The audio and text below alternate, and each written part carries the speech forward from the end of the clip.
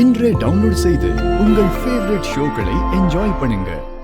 அண்ணா கர்ணண்ணா, நேத்து ஹவுசிங் போர்ட்ல ஆளு தூக்கிட்டேன்னு வீடியோ காட்டினியே, அந்த ஆளு தானே இது?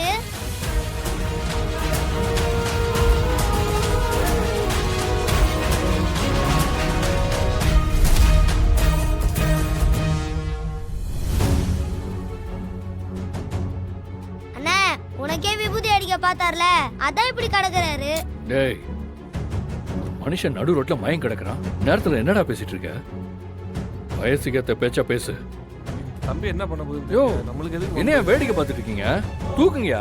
பாசே, முன்ன பின்ன தெரியாத ஆளை காப்பாத்துறேன்னு காப்பாத்தி ஹீரோ ஆகலான்னு பாக்குறீங்களா? அப்புறம் தேவையில்லாத பிரச்சனை எல்லாம் வரும் பாசே. யோ, ஒருத்தங்க சாவ புழைக்க கிடக்குறான், வந்து ஹெல்ப் பண்ணுங்கன்னு கூப்பிட்டா ஒருத்தனும் வரவும் மாட்டீங்க. ஆனா செய்யறவனையும் ஏதாவது நொட்ட சொல்லுவீங்க. இதால என்ன பிரச்சனை வந்தாலும் அதை நான் பாத்துக்கிறேன். வேடிக்கை பார்க்க வந்த வெட்டி பயலுக்கு தானே நீங்க எல்லாம் பாத்துட்டீங்களா? இடத்த விட்டு போயிட்டே இருங்க. டே சொக்கு, போய் ஆட்டோ போடு. சரிண்ணே.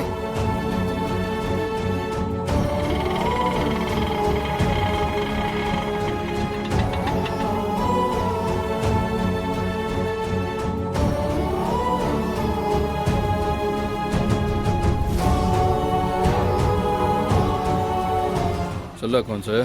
கர்ணா, எங்கப்பா இருக்க? வசூல்லாம் முடிஞ்சதா? முடிஞ்சதா கோன்சு. இங்கே பக்கத்தில் ஹாஸ்பிட்டல் வரைக்கும் வந்திருக்கேன். முடிச்சுட்டு வந்து கணக்கு கொடுத்துட்றேன். ஹாஸ்பிட்டல்லையா? என்னாச்சு?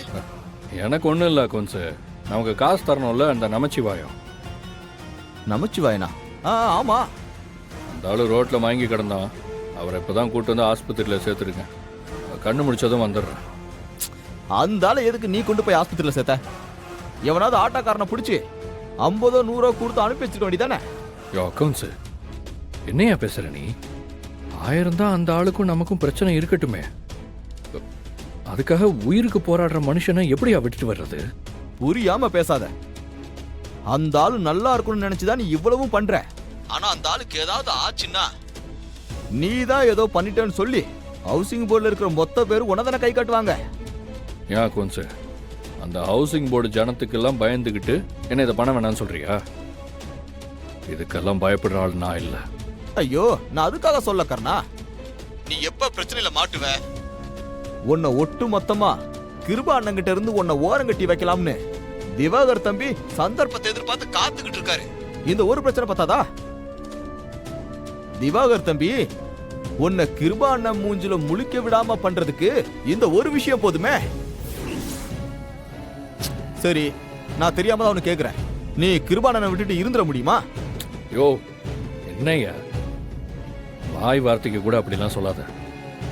என்னால அண்ணனை விட்டு எல்லாம் இருக்கவே முடியாது. தெரியுதுல்ல, அதுக்கு தான் சொல்றேன். முதல்ல அங்க இருந்து கிளம்பு. என்ன, கிளம்பிடுவல்ல?